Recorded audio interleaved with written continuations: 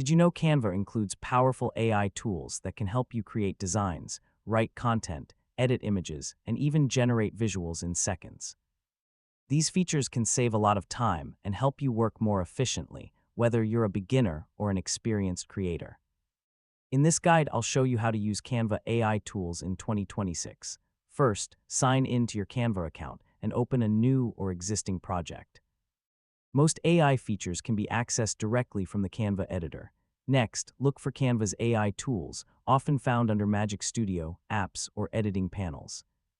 Depending on your account, you may see tools for writing, image generation, background editing, and more. One of the most popular features is AI-powered writing. Enter a prompt describing what you need, and Canva can generate text for presentations, social media posts, marketing content, and other projects.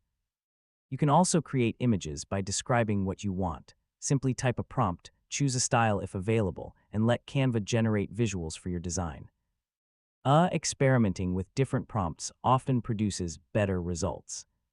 Canva also offers AI-powered editing features such as background removal, object replacement, image enhancement, and design suggestions.